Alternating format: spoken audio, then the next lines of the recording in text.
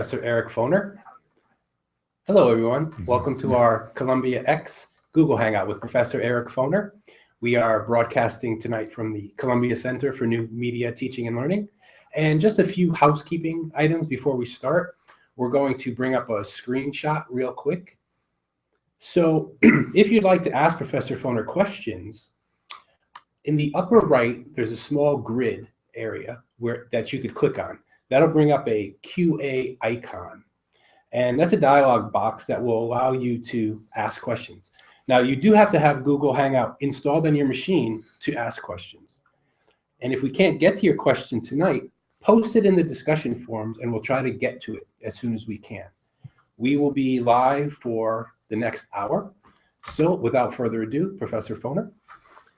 Okay, well, welcome. I'm sorry about the slight technical glitch here, but we will persevere and deal with the questions as people join up.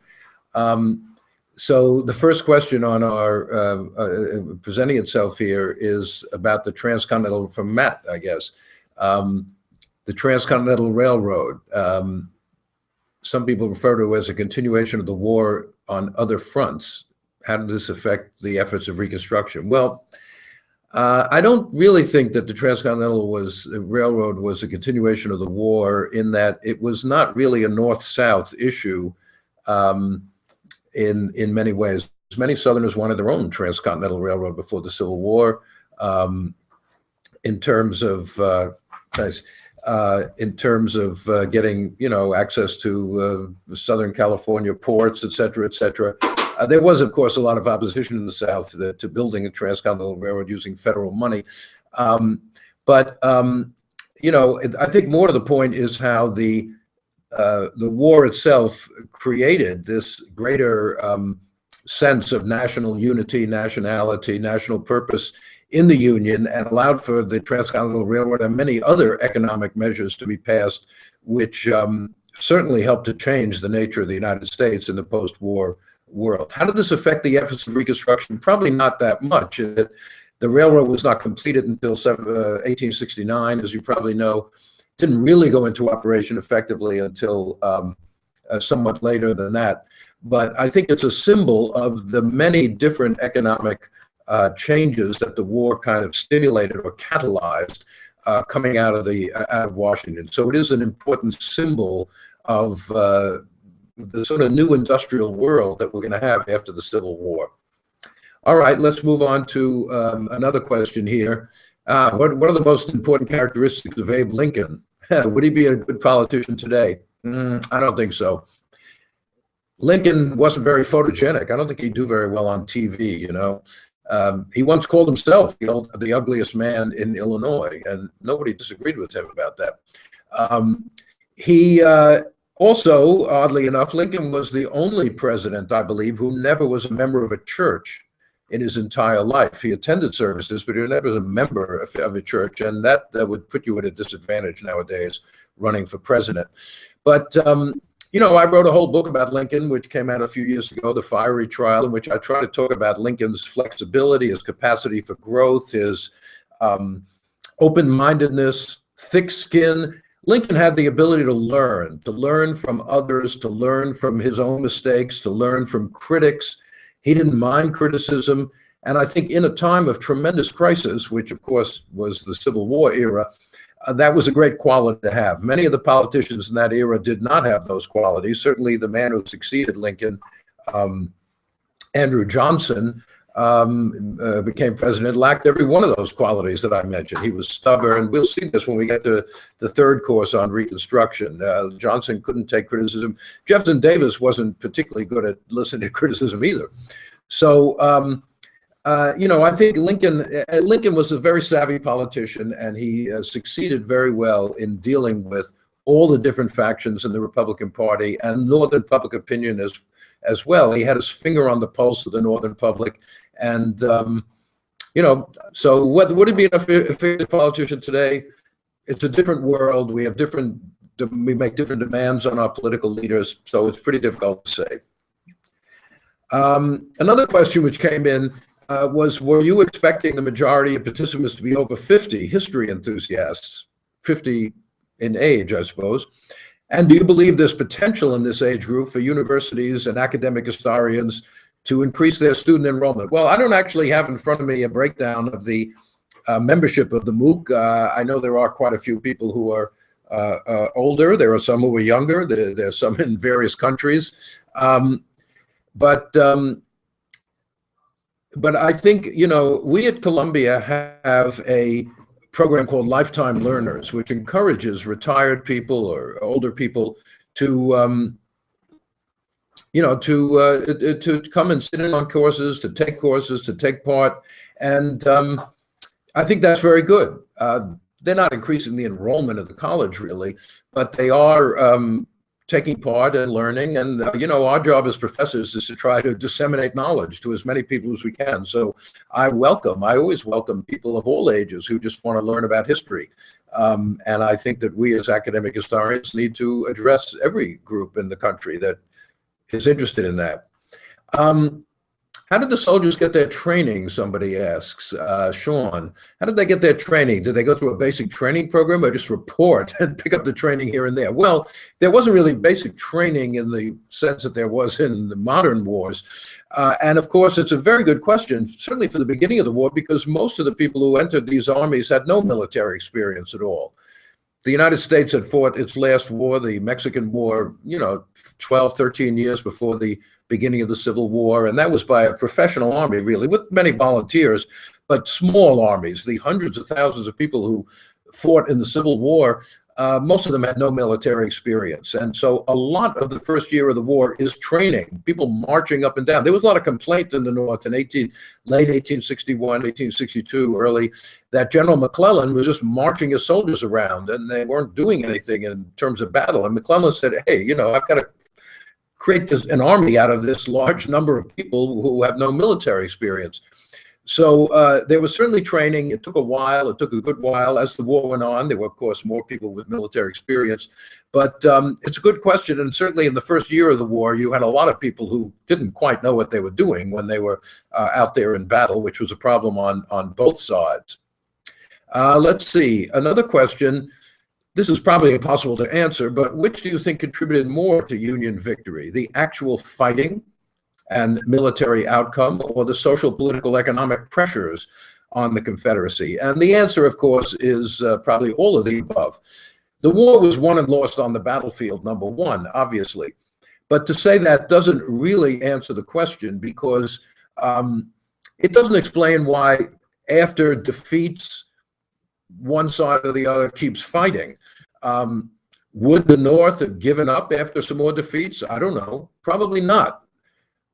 The war might have ended with a Confederate victory if General McClellan had been elected president in 1864, which in August 1864, Lincoln and many others thought was quite possible, even likely. We will talk about this in a couple of weeks as we get toward the end of the war in our discussion here. The social, political, and economic pressures on the Confederacy, as this questioner calls them, cannot be totally disassociated from military outcomes. The mobilization of resources is a political question, is an economic question, and that is what enables an army to fight. They need the resources, the manpower, they need the equipment, et cetera, and the mobilization of that is something that affects the war directly, but it's not really a military question, and the same as fighting on the battlefield. So, I think any major war like this, the outcome is determined by many, many things, both on the battlefield and on the home front. And I'm afraid I can't just give an either-or answer to the question. Do you think the ultimate purpose of teaching history is to educate the voters in a democracy? Yes, number one. Or about prior successes and failures, or would you argue the teaching of history has another fundamental purpose in modern society? Yes, it has many purposes. I think in a democracy, it's very important for people to know the history of their country. It doesn't give us the answers to our specific problems of the day, but it is certainly valuable to know how we got here, what solutions were attempted in previous generations, How did we get to the point we're at, whether you think it's good or bad or mixed in our country today? But it's not just a question of successes and failures. I think what history teaches is a sort of critical frame of mind. It teaches the ability to weigh evidence, the ability to put forward a hypothesis and then, and then assess it on the basis of experience and historical data and things like that. It teaches how to make an argument based on factual information. All those are critical intellectual abilities, and I think they are necessary for people in all sorts of walks of life. Most people who study history aren't going to become historians, obviously, but I do think, and here I'm giving propaganda for students to major in history, as many of them do, I think studying history really is an intellectual exercise that makes you a better person in any walk of life that you end up going into. It's the intellectual challenge and the intellectual rigor of studying history that is valuable to anybody, as well as, of course, the content and the way in which history is reflected in the world today. I don't care what it is, the Civil War era is still in our world today. Just look at the map of the United States and look at the differences on any index you choose, political, social, economic, between the states of the old Confederacy and much of the rest of the country. The configuration has changed. Of course, the South is now overwhelmingly Republican, not Democratic, like it was before the Civil War. But that line of division is still very important in our country today, not militarily, but in all sorts of other ways. And where does that come from? Where does that come from? If you don't study history, you have no idea how our country got to be in the social and political and economic situation it is at the moment. Okay, you talked in the last lecture about how Southerners see Lee. How do they see the Northern generals, Sherman and Grant? Is there still a grudge, says Jeremy? A grudge? I'm not sure I would use that word. There was an article recently in a newspaper, I can't remember which one, maybe the Wall Street Journal, I think it was, about Sherman's reputation maybe improving a bit in the South. Sherman was for many, many years a kind of a bête noire, the Sherman's March. We'll talk about this in a couple of weeks, the destruction that he wrought upon the heart of Georgia and then moving into South Carolina at the very end of the war. Sherman was not very popular, certainly in the Southeast. But today, apparently, some of these resentments have faded a bit, and there seems to be a more even-handed view of Sherman and Grant. I don't think it's a question of a grudge. I think that more people are now appreciating the military talents, you might say, of Sherman and Grant. It used to be said, and particularly in the South, but not entirely by any means, that Grant is just a butcher. Grant is fighting truly a war of attrition. He's just throwing his men into battle. He doesn't care what happens to them because he can take the casualties and Lee can't because Lee has a smaller army, and you just grind them down. And now that is, I think, completely misleading. Grant was a very brilliant strategist. Yes, he understood that this kind of war meant very high casualties. He knew that. And he was willing to face them. But to think of Grant as just fighting a war of attrition with no other military strategy, as sometimes people used to say, I think is not really a view held by most historians today, North or South. Can you talk more about Mary Todd's influence on Lincoln? I feel that Mary Todd Lincoln gets a bad rap in the popular culture and the historical world. The more you exalt somebody, Lincoln, up onto a pedestal as an icon, as a martyr, as a perfect individual, the more someone else has to be the other side of the coin. And usually it's Mary Todd Lincoln. She's a shrew. She's made his life impossible. She was badgering him all the time. She was mentally disordered. She maxed out her credit card, spent too much money. Hey, that's the American way, so I don't think you can blame her about that. But, Mary Lincoln was a very well-educated person, far better educated than Abraham Lincoln. I mean, he had no education at all, virtually, formal education. She grew up in a political family. Her father was a member of the legislature in Kentucky. They were close friends, the family of Henry Clay, who used to come and have dinner with them all the time. She knew politics, and at that time, you a woman could not pursue a political career, obviously. That was impossible at that time. So an ambitious, intelligent, politically minded woman had to pursue her interests through her husband, and that's what she did. She was devoted to her husband, Abe Lincoln. She was anti-slavery. She was not an abolitionist, but her father was in favor of emancipation in Kentucky. Some people think that because she was from a slave state, and in fact her family owned slaves, that she opposed the Emancipation Proclamation. That is not true. She had relatives who fought for the Confederacy. But as I say, she did become very unhappy during the war, very depressed. Her son died, which was very depressing to both her and Lincoln. One son had died before the war, another one died during the war. Sitting next to her husband while he's shot and killed can be upsetting, and she was obviously very mentally disturbed by that. And later on, after the war, she had the problem of her son Robert Lincoln tried to commit to an insane asylum. So she had a pretty difficult life in many ways. But I don't think she should be blamed for just being a thorn in Lincoln's side, which is what much of the literature on her, and you even see little glimpses of that, I'm afraid, in the Spielberg Lincoln movie. But that's not history, so we don't need to really talk about it. Do you think if the South had won the war, slavery would have been abolished anyway? How long after the war? Well, would slavery exist today if the Confederacy had gained its independence? Probably not. No, definitely not. Would slavery have continued for a long time? Yes, no question about it. That was why they went to war in the first place, to secure the long-term future of slavery.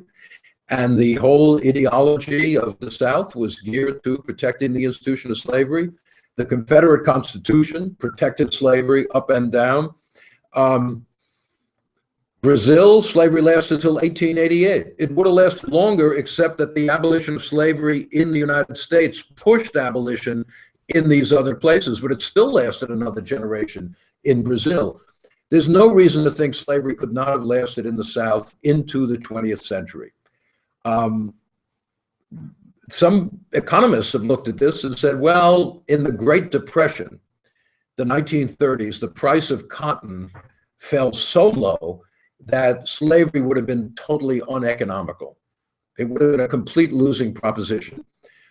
Maybe so, but that's 70 years after the end of the Civil War. So, I think it's wishful thinking to think that slavery would have somehow died out if the Confederacy had won the Civil War. And then, of course, the question is, what would it have been replaced with? Now, slavery was not, after Reconstruction, as we'll see in the next course, the Southern life for African Americans was not very pleasant. The Jim Crow system, we'll talk about all that.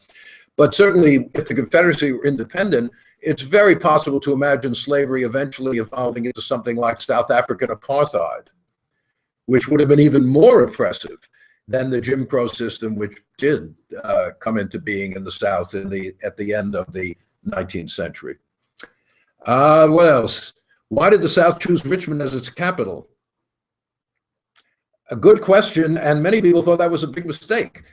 The first capital of the Confederacy was Montgomery, Alabama. I believe that Richmond was made the capital as a sort of promise, or as a move to get the state of Virginia into the Confederacy. Because, during the secession crisis, there was a lot of debate about whether Virginia would secede or not. It had its convention meeting, but not seceding. It only seceded after the war began, with the firing on Fort Sumter and Lincoln's call for troops. But I believe that the Confederacy had promised Virginia, if you join up, and Virginia was still the state with the largest number of slaves, and of course it had this tremendous symbolic importance as the birthplace of Washington and Jefferson, and the link right back to the American Revolution. So I believe they promised to move it up to Richmond. Now, the problem with that was that it made this Confederate capital vulnerable. It's only, 80, 90 miles from Washington. Much of the war was fought in this piece of land between Washington, D.C. and Richmond. On the other hand, some people say, well, that was actually a mistake by the Union to become obsessed with capturing Richmond. And in fact, the presence of Richmond as the Confederate capital warped the Union war effort into an attack on Richmond, when it should have been pursuing the Confederate armies, not trying to seize. Let's say they had seized Richmond that in 1862. That wouldn't have ended the war. Why should the war end? Because then the government will flee to somewhere else. Would the war have ended if Lee had seized Washington, D.C.? There were some points where people thought that might have happened. No, it would have been a big blow to the Union, but that wouldn't have been the end of the war.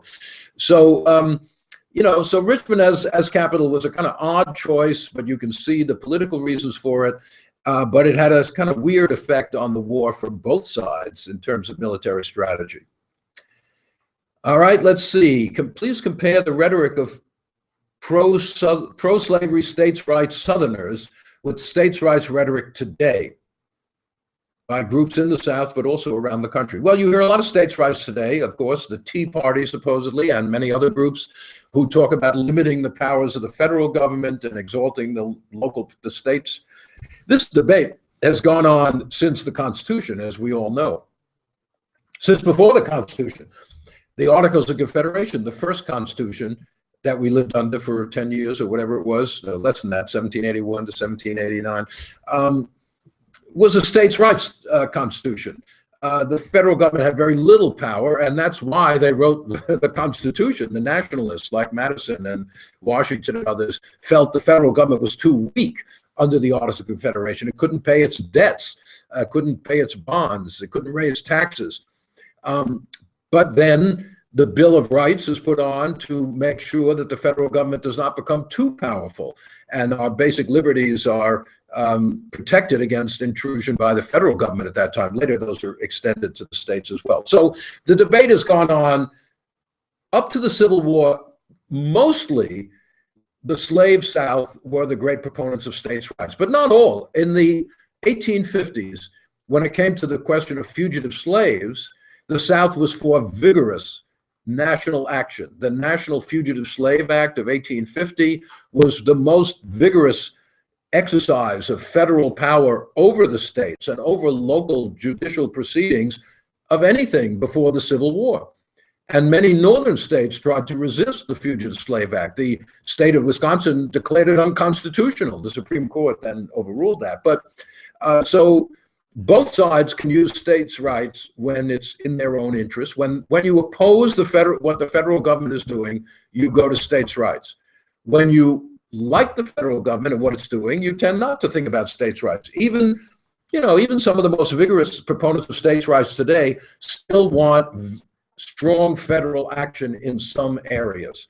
And I am not saying that these constitutional principles don't mean anything and that people just choose them instrumentally depending on what their particular political point at the moment is. No, they do have meaning, but on the other hand, they usually do not override social interest, political interest.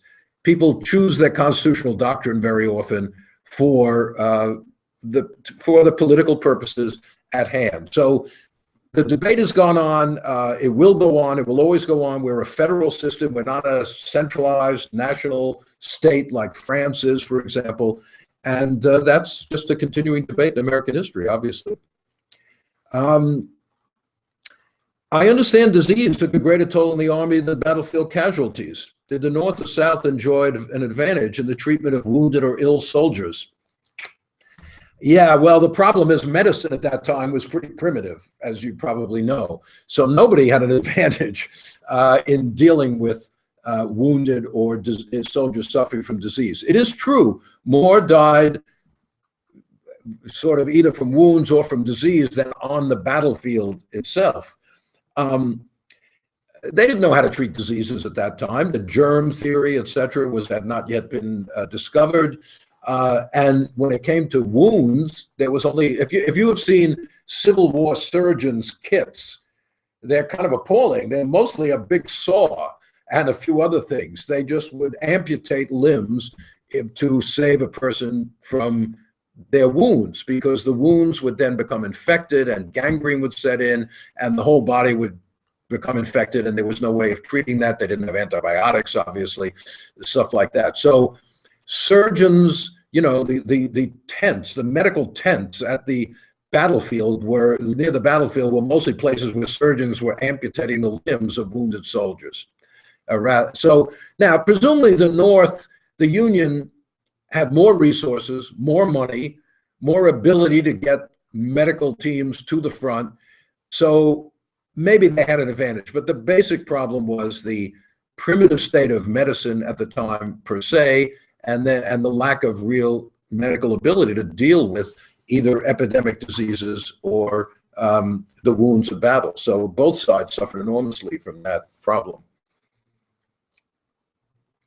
Let's see, with so much information available on the Civil War and pseudo-historians publishing sexed up history books, we will not name them per se, and considering many of us are not located in the United States to access firsthand information, what is your advice to assess history books worth reading?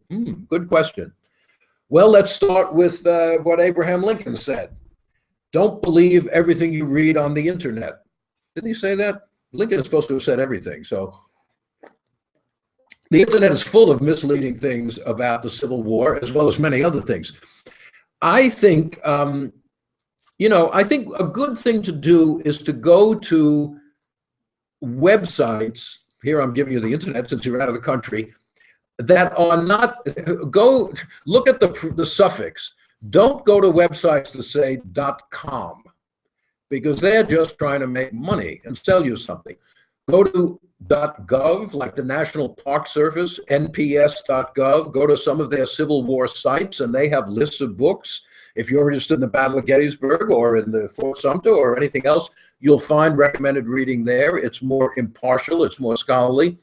Go to the Library of Congress. Go to the National Archives.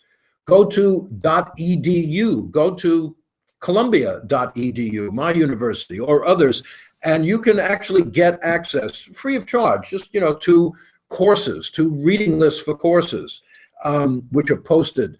Go to my website, and my personal website, ericfoner.com, and you'll find every syllabus for a course I teach. And on there are the lists of readings and what graduate students read, undergraduates. So there are lists like this available online of put up by scholars, by reputable organizations, of books that are worth reading about the Civil War era and American history per se. So I think with a little bit of investigation, it's possible to find that. But don't go to either partisan or commercial websites, because I think they're probably a little less reliable. That's all. Both North and South believed God was on their side. That is probably true in every war, right? Yet the South did make explicit reference to deity in the Constitution, which then improved or didn't improve our Constitution, depending on how you look at it. Our Constitution, the Union Constitution, is a secular Constitution. There is no religious qualification for office, and it's purely secular. Please elaborate on the role of religion in the war and how the Puritan versus Church of England difference mattered. Well, religion was central to the lives of Americans, North and South, in the 19th century. And of course, people sought religious meaning in the war. They sought religious comfort when they faced these battlefield deaths and the deaths of loved ones. And as there's been a recent bunch of books, most famously perhaps Harry Stout, professor at Yale's book on religion in the Civil War, in which Stout vigorously took ministers to task, northern ministers, southern ministers, for whipping up war fervor, for claiming God was on your side, north or south, for encouraging people to believe that fighting in the war was God's will, and therefore demonizing the enemy. The enemy is the Antichrist, is the opposite of God. Both sides would say this about the enemy.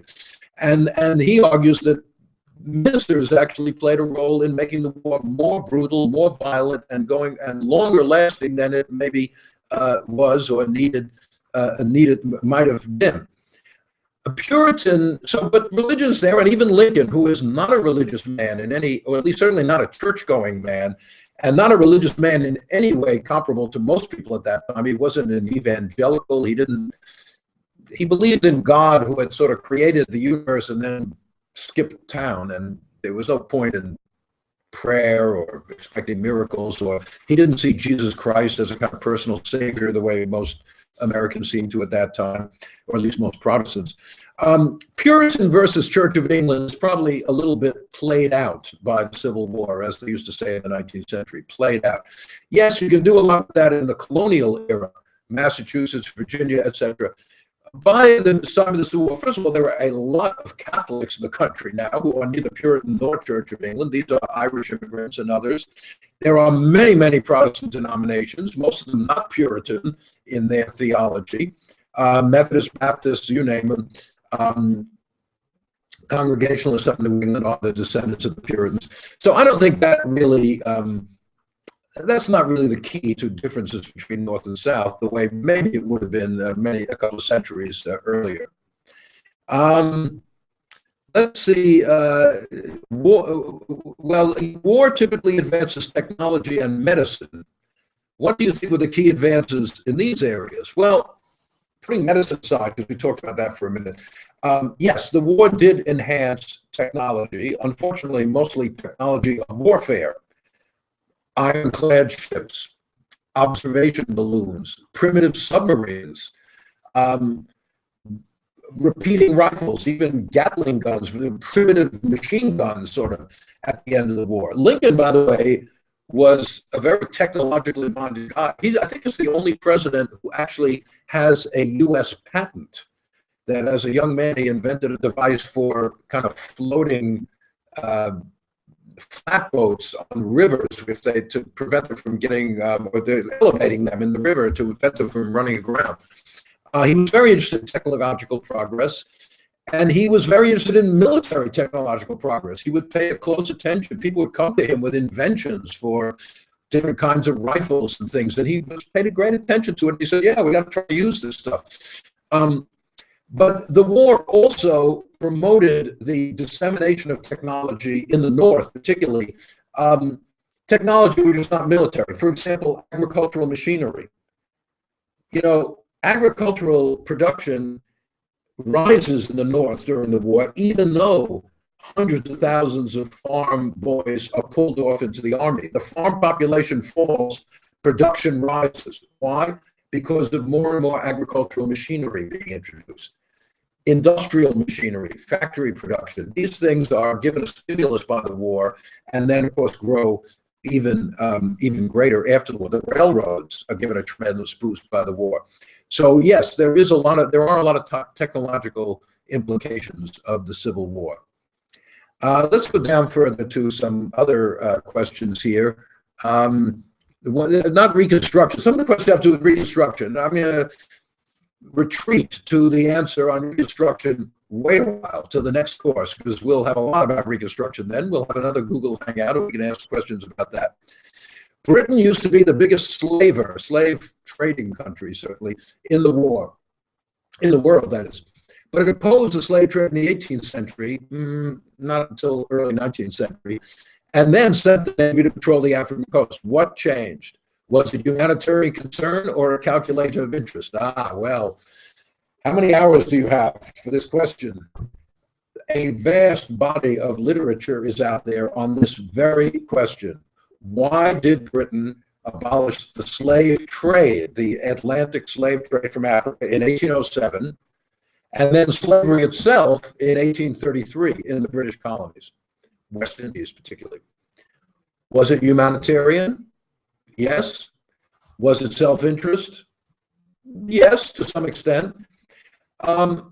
It used to be argued that slavery, British slavery, at first provided the riches which funded the early Industrial Revolution. That is true. That we know to be true.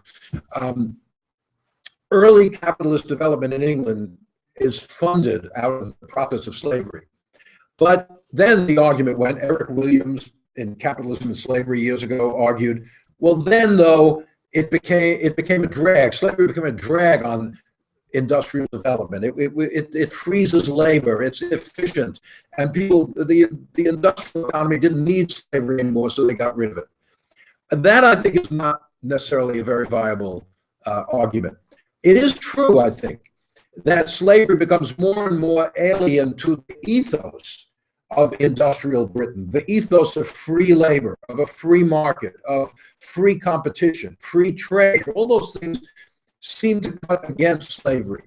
But without humanitarian concern, abolition would never have happened. The people who started the movement against the slave trade were humanitarians, Clarkson and Wilberforce and others. They were not interested in industrial development or the profits of industry. No, they were moralists. They believed this was wrong, unchristian, unhuman, and must be stopped. And the same thing happens with the abolition of slavery. Now, another thing comes into play with the abolition of slavery, which is slave resistance itself. There are serious slave rebellions in the West Indies in the 1820s and in Jamaica in 1831 or 32. And slave resistance begins to become a problem for the slave system in the Caribbean. But I think it's a combination of political and humanitarian sentiment. And remember, slavery is not in Great Britain. It's far away. The British Parliament can abolish slavery in the West Indies without it reverberating back that much into British society. Whereas here, slavery is part of the country, right? It's not some faraway colony. So the abolition of slavery immediately raises the question, what is going to be the status of these former slaves?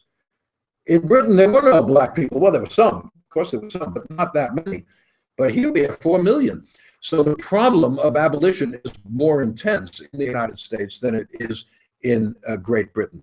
One other point about British abolition, slave owners were paid. 20 million pounds was appropriate to reimburse the owners for the loss of their slave property. Who paid the bill for that? The British working class. The tax system in Britain was very regressive. Working class people paid a much higher percentage of their incomes in taxes than rich people did. So the British workers paid the owners for the abolition of slavery. That doesn't sound very humanitarian, does it? Let's go down a little further or up to just find another good question here. Somebody wants to know which side I would have fought on if I were around in the Civil War in a border state. I would have gotten out as fast as I could. I'm not a very bellicose person. I actually hate war. And I'm not sure I would be a conscientious objector in every single war, but I am a pretty much an opponent of war. So I would have tried not to fight in the Civil War. And if I had lived in a border state, I would have tried to get out, because the border states were racked by an internal civil war. The border states, as the name suggests, were divided between North and South internally. So it was a pretty intense kind of experience there. So I don't think what I would have done is probably that relevant, the historical question anyway. Professor, talk a little more about the life of blacks in the North. Why wasn't there more public support for the war effort? Lincoln was quite cagey given the support of border states. You know, the life of African Americans in the North is a very important and interesting subject. There were not that many of them. In 1860, there were like 220,000 free black people in the North. There were even a couple of slaves still in New Jersey. I think there were, I've heard different numbers, 4 or a dozen, because when New Jersey abolished slavery in 1804, it was a gradual plan which only freed those born after that date. So people, an elderly person who was around before 1804 could still be a slave in New Jersey in 1860, and there were a tiny handful. But anyway, blacks in the North were subject to serious discrimination in every realm of life. They could not vote in almost all the northern states. They were barred from public schools in most places. They were barred from places of public accommodation. They could not go into a hotel or a theater. They were put into the back of churches if they wanted to worship in most churches. They were confined to the lowest rungs of the economic ladder, menial jobs, servants, unskilled laborers, that kind of thing. And of course, they were subject to violence. The draft riot in the North, which I will talk about in the coming week, is you know, in New York City in 1863, it turned into a mass assault on the black population of New York City. People had to flee to New Jersey. They had to flee and seek refuge in Central Park. So racism was deep in the North. It would certainly be incorrect to see the Civil War as a battle between a totally moral North and a racist South. Racism was national. Slavery wasn't national anymore, but racism certainly was. So that was a problem for Lincoln. It was a problem for emancipation. It was a problem for abolitionism. And but over the course of the war, I believe racism weakens in the North. The service of black soldiers, I think, has a lot to do with this. And the very fact that emancipation comes and eventually gives a moral underpinning to the war, which many Northerners adopt. And another thing that happens, I didn't mention this in my lecture, I don't think. Northern soldiers see slavery firsthand when they're in the South. And they're appalled by it. Even people who had no real anti-slavery sentiment, when they come face to face with the brute reality of slavery, they write letters home. The Union Army was a very literate army. They're writing letters home all the time. There are millions and millions of wartime letters in library by soldiers all around the country. They write about slavery. They write about what they've seen. They tell their loved ones, I will never support slavery anymore. I see what it is. And I think that has an effect on public sentiment in the North. So in other words, racism is deep, but it is not, it has a history. Racism has a history. It goes up and down like anything else. And I believe that by the end of the Civil War, racism has been ameliorated to some extent in the North. Through Chinese history, which I know nothing about, the belligerent whose capital is seized always loses the war. I think the loss of capital would have been a big, hey, what about the American Revolution? The British seized our capital, which was Philadelphia at that time. What happened to them? The government fled to Carlisle, right? They headed out, the Congress headed out to Carlisle, one step ahead of the British Army.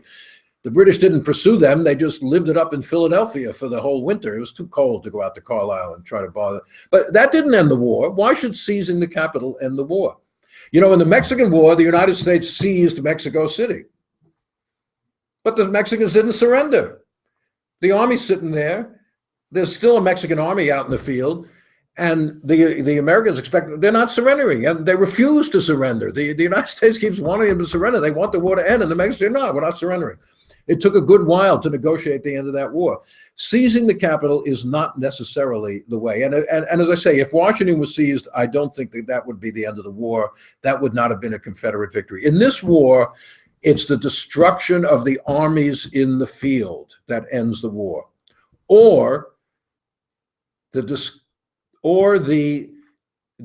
destruction of the will to fight. As I said at the very beginning, the loss of public morale. Now there, the capital can have an effect. If the seizure of Washington had led to a collapse of public morale in the North, then yes, the war would be over.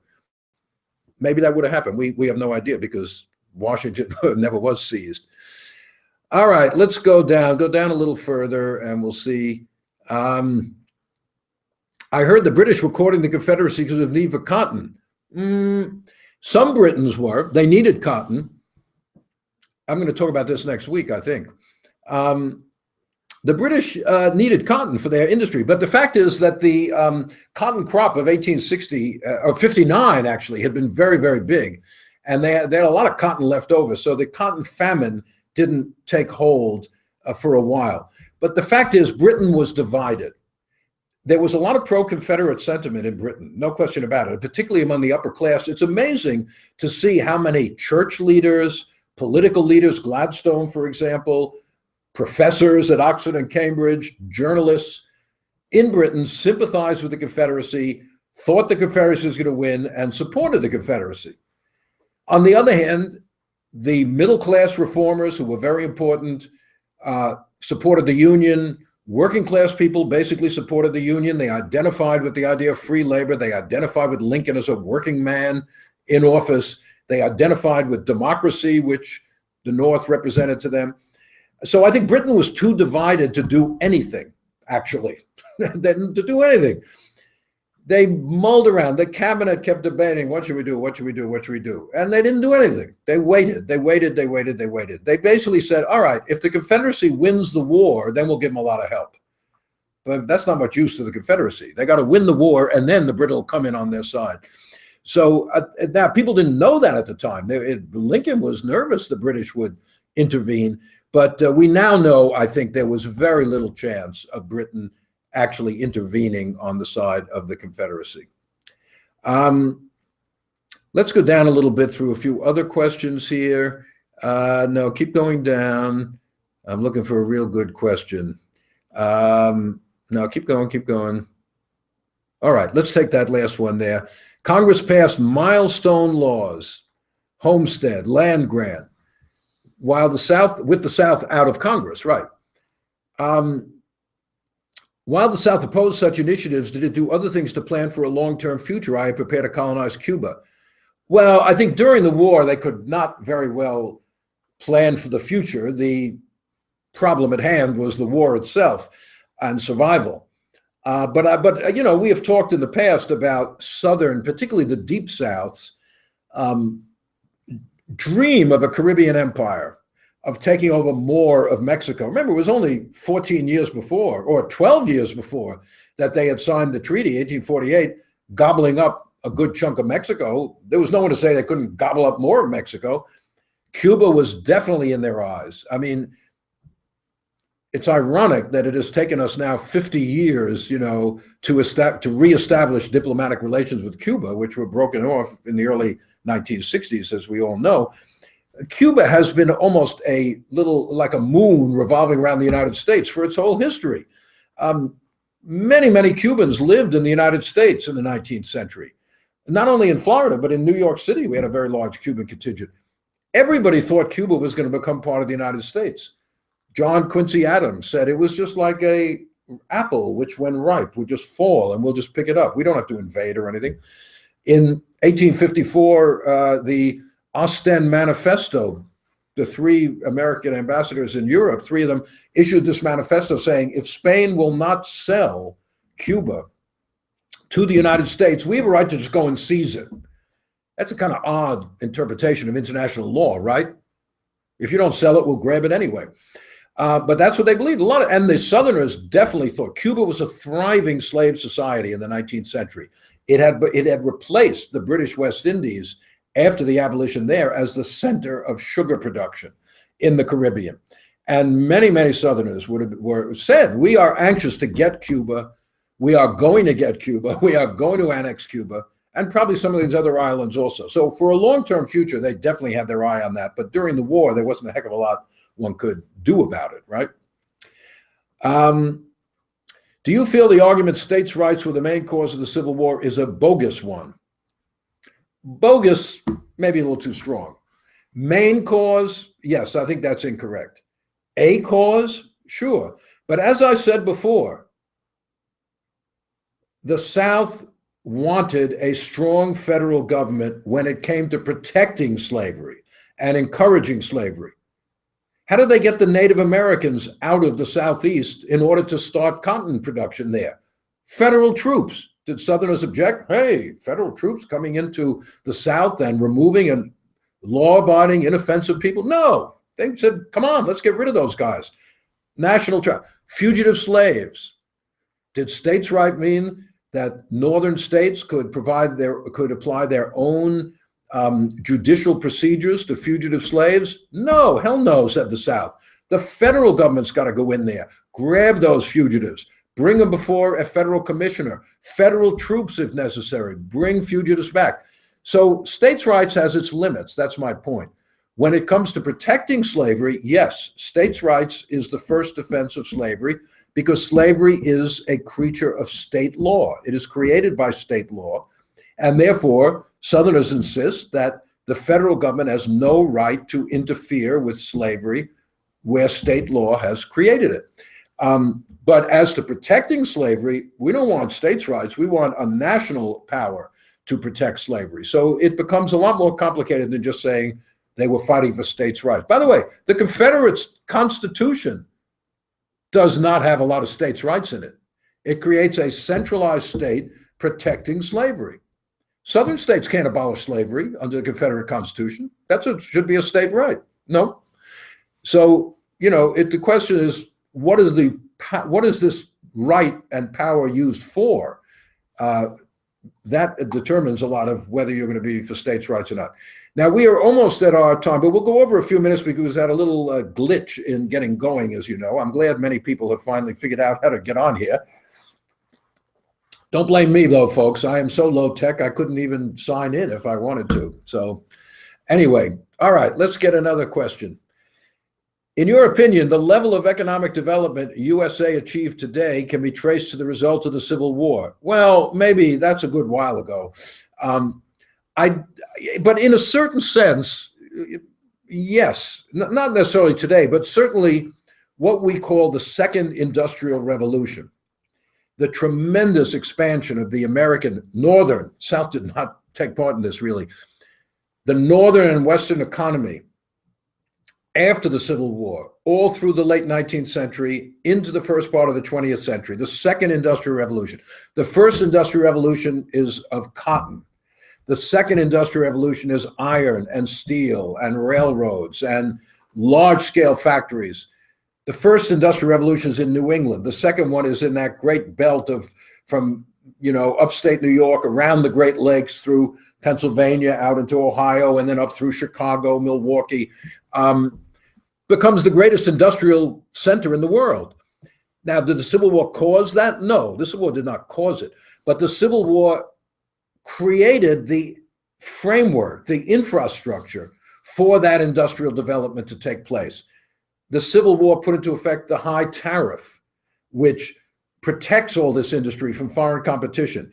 It put into effect a new banking system, which centralized finance in Wall Street and really helped the financing of all this industrial development. The Civil War produced the Transcontinental Railroad and many other boons for railroads.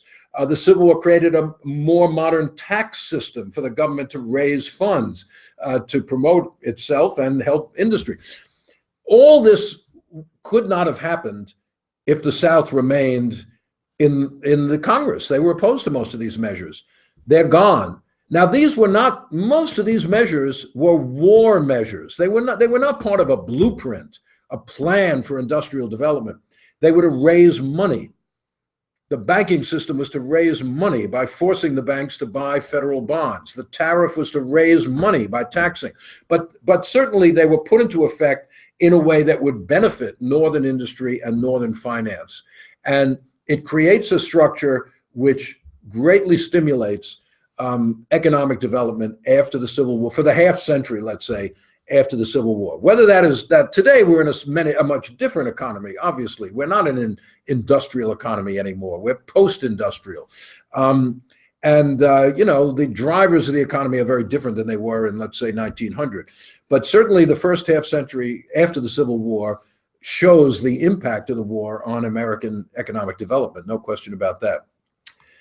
Let's see. We're not going to answer the question about what would have happened if Lincoln was not assassinated, because that isn't history. If you want to know what I think, go read the last chapter in my book, The Fiery Trial, where I, against my principles, I speculate on this just because it's sort of fun to do so. Was it possible to achieve lasting civil rights for African Americans at the end of the war, or was Reconstruction not possible? Well, come on back for the third of our courses, which will deal at length with Reconstruction, the most misunderstood period of American history, I feel. And by the way, I say that even though I've written a lot of books on Reconstruction. Was Reconstruction impossible? No, nothing is impossible until after it doesn't happen. In other words, I think there are scenarios one can imagine where Reconstruction would have been more successful than it was. Would it have created a utopia on earth? No. Would it have created total equality between black and white? No. But I think it is possible to imagine basic civil and political rights gaining the traction to become more permanent, which did not happen in Reconstruction, leading to the whole, terrible system of Jim Crow, which we'll talk about in the next course.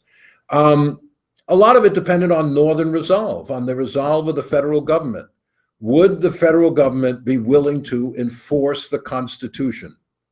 That seems like a simple question. Hey, what do we have a Constitution for if it can be flagrantly violated with no penalty whatsoever? Well, that's what happened in the late part of the 19th century. The Constitution was completely violated in the South when it came to African Americans, and nothing happened. The Supreme Court and the North gave a blank check. Could that have been avoided? Maybe. I don't know. But in a sense, I don't want to really go into a discussion of Reconstruction now, because that is the subject of the third course, and I hope many of you will stick around for that and we'll discuss it all. Okay, let's get one more question, and then we will. Is there another one up there, or no? We're down to the end. So in that case, I want to thank you all for tuning in. I'm sorry for the delay at the beginning again, and I look forward to responding to people in the discussion threads, which occur every week, and I'll see you out there on the internet soon.